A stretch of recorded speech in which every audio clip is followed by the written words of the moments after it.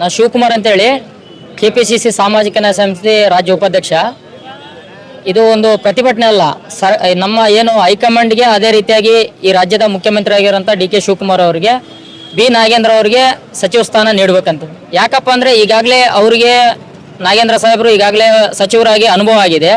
ಯಾವ ರೀತಿ ಆಡಳಿತ ಮಾಡ್ಬೇಕನ್ನೋದು ಕೂಡ ಅವರಿಗೆ ಅರಿವಿದೆ. ಅದೇ ರೀತಿಯಾಗಿ ಇವತ್ತು ಇಡೀ ಬಳ್ಳಾರಿ ಜಿಲ್ಲೆಗೆ ಅವರ ಅತ್ಯವಶ್ಯಕವಾಗಿ ಪಕ್ಷಕ್ಕೆ ಭಾಳಷ್ಟು ಕೆಲಸ ಕಾರ್ಯಗಳನ್ನು, ಯುವಕರನ್ನು, ಎಲ್ಲ ಸಮುದಾಯದ ಜನಾಂಗಗಳನ್ನು ಒಟ್ಟಿಗೆ ಕೊಂಡೊಯ್ಯುವಂಥ ಅವರಿಗೆ ಸಾಮರ್ಥ್ಯ ಇರೋದ್ರಿಂದ ಅವರಿಗೆ ಮೊದಲೇ ಪಟ್ಟಿಯಲ್ಲಿ ಅವರಿಗೆ ಸಚಿವ ಸ್ಥಾನ ಕೊಡ್ತಾರೆ ಅಂತೇಳಿ ಎಲ್ಲ ಅಭಿಮಾನಿಗಳು, ಕಾರ್ಯಕರ್ತರಲ್ಲಿ ಬಹಳ ಹುಮ್ಮಸ್ಸಿತ್ತು. ಆದರೆ ಇವತ್ತು ಹೈಕಮಾಂಡ್ 2ನೇ ಪಟ್ಟಿಯಲ್ಲಿ ಕೊಡ್ತಂತೇಳಿ ಇವತ್ತೆಲ್ಲ ಅಭಿಮಾನಿಗಳು, ಕಾರ್ಯಕರ್ತರು ಕೂಡ ಇವತ್ತು ಏನು ಹೈಕಮಾಂಡ್ಗೆ ಅದೇ ರೀತಿಯಾಗಿ ಈ ರಾಜ್ಯದ ಮುಖ್ಯಮಂತ್ರಿ ಆದ DK ಶಿವಕುಮಾರ್ ಸಾಹೇಬರಿಗೆ, ಅದೇ ರೀತಿಯಾಗಿ ಏನು ಫಾರ್ಮರ್ ಮಿನಿಸ್ಟರ್ ಆಗಿರುವಂಥ ಸಿದ್ದರಾಮಯ್ಯ ಸಾಹೇಬರಿಗೆ ಈ ಮೂಲಕ ಎಲ್ಲ ಕಾರ್ಯಕರ್ತರು ಒತ್ತಾಯ ಮಾಡ್ತಾ ಇದ್ದಾರೆ. ದಯವಿಟ್ಟು ಅವರಿಗೆ ಸಚಿವ ಸ್ಥಾನ ಕೊಟ್ಟು ಮುಂದಿನ ದಿನಗಳಲ್ಲಿ 2028ಕ್ಕೆ 5ಕ್ಕೆ 5 ಕಾಂಗ್ರೆಸ್ ಬರಬೇಕಾದ್ರೆ MLAಗಳಿಗೆ ನೀವು ಸನ್ಮಾನ್ಯ ಏನು ಬಿ ನಾಗೇಂದ್ರ ಸಾಹೇಬರಿಗೆ ಸಚಿವ ಸ್ಥಾನವನ್ನು ಅವಕಾಶ ಮಾಡಿ ಕೊಟ್ಟದಲ್ಲಿ ಮಾತ್ರ ಸಾಧ್ಯ ಆಗ್ತೈತೆ. ಇಲ್ಲಾದ್ರೆ ಈ ಒಂದು ಜಿಲ್ಲೆಗೆ ಅಭಿವೃದ್ಧಿ ಕುಂಠಿತ ಆಗ್ತದೆ ಅಂತೇಳಿ ಈ ಮೂಲಕ ಹೈಕಮಾಂಡ್ಗೆ ನಾವು ಒತ್ತಾಯ ಮಾಡ್ತಾ ಇದ್ದೀವಿ.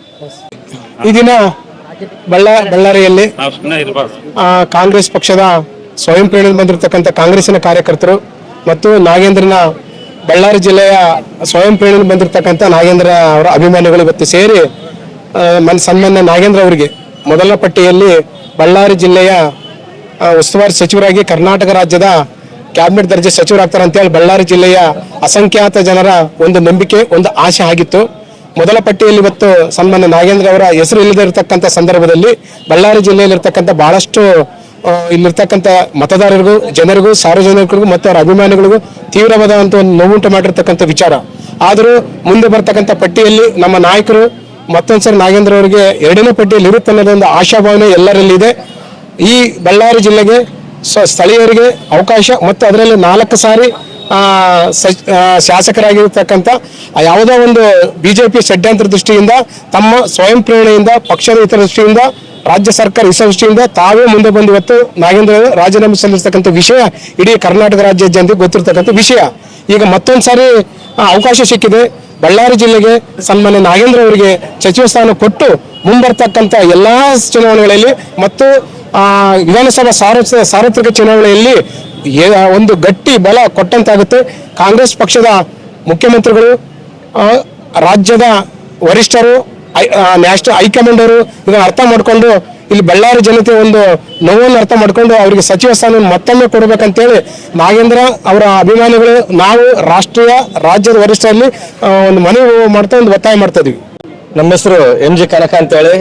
ಇಂದು ನಾಗೇಂದ್ರ ಅವರಿಗೆ ಸಚಿವ ಸ್ಥಾನ ದೊರೆತಿಲ್ಲ. ಯಾಕಂದ್ರೆ ಫಸ್ಟ್ನೇ ಲಿಸ್ಟ್ ಅಲ್ಲಿ ಆಲ್ರೆಡಿ ಯಾರು ಸಚಿವರು ಅಂತೇಳಿ ತಮ್ಗೆ ಮಾಧ್ಯಮದವರಿಗೆ ಗೊತ್ತಾಗಿದೆ, ಲಿಸ್ಟ್ ಬಂದಿದೆ. ಆದ್ರೆ 2ನೇ ಲಿಸ್ಟ್ ಅಲ್ಲಿ ನಾಗೇಂದ್ರ ಅವರ ಹೆಸರು ಕಂಪಲ್ಸರಿ ಬರ್ಬೇಕು. ಯಾಕಂದ್ರೆ ಅವರು ಪಾರ್ಟಿಗೆ ಬಹಳಷ್ಟು ದುಡಿದಿದ್ದಾರೆ. ರಾಜೀನಾಮೆ ಪಾರ್ಟಿ ಕೇಳಿದ ಕೂಡಲೇ ರಾಜೀನಾಮೆ ಕೊಟ್ಟಂತ ಏಕೈಕ ಮಂತ್ರಿ ಯಾರು ಇದಾರೆ ಅಂದ್ರೆ ಅದು ನಮ್ಮ ನಾಗೇಂದ್ರಣ್ಣನವರು ದುಡಿದಿದ್ದಾರೆ.